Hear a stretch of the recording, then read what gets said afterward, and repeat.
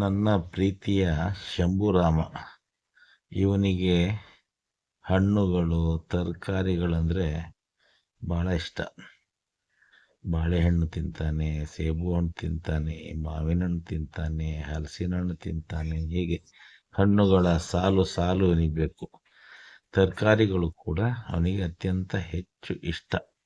ಇಲ್ಲಿ ನೋಡಿ, ಇವತ್ತಿನ ತರಕಾರಿ ಏನಂತ ಹೇಳಿದರೆ ಬೇಯಿಸಿದ ಬೂದುಗುಂಬಳಕಾಯಿ. ಇದು ಆರೋಗ್ಯಕ್ಕೂ ಒಳ್ಳೆಯದೇ. ಇದನ್ನು ಅತ್ಯಂತ ಇಷ್ಟಪಟ್ಟು ತಿಂತಾನೆ. ಬೂದುಗುಂಬಳ ಅಂದರೆ ಅದರ ಸ್ಮೆಲ್ ಬಂದುಬಿಟ್ರೆ ಅವನ ಬಾಯಿನಲ್ಲಿ ಜೊಲ್ಲು ಸುರಿಸ್ತಾನೆ. ಇಲ್ಲಿ ನೋಡಿ, ಬೂದುಗುಂಬಳ ಬೇಯಿಸಿದ್ದನ್ನು ಹೇಗೆ ತಿಂತಿದ್ದಾರೆ ನೋಡಿ. ಬಾಯಲ್ಲಿ ಜೊಲ್ಲು ನೋಡಿ ಇಳಿತಾ ಇದೆ.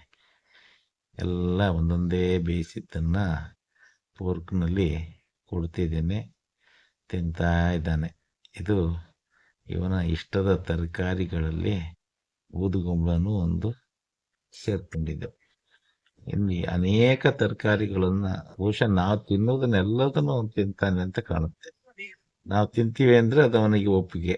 ನಾವು ತಿನ್ನೋದನ್ನೆಲ್ಲ ತಿನ್ಬೋದು ಅಂತ ಅವನು ಭಾವಿಸಿದ್ದಾನೆ ಕಾಣುತ್ತೆ. ಹಾಗಾಗಿ ಇದನ್ನು ಎಷ್ಟು ಇಷ್ಟಪಟ್ಟು ತಿಂತಿದ್ದಾನೆ ನೋಡಿ. ಕುಂಬಳಕಾಯಿದು ಬೇಯಿಸಿದ ನೀರನ್ನು ಕೂಡ ಬಿಡೋದಿಲ್ಲ ಅವನು, ಅದನ್ನು ಕೂಡ ಬೇಕು ಅಂತ ನೋಡ್ತಾ ಇರಿ.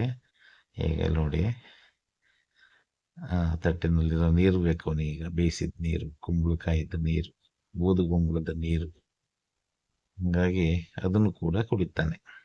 ಇದು ಶಂಭುರಾಮನ ತರಕಾರಿ ಪ್ರಿಯೆಗೆ ಒಂದು ಕಾರಣ.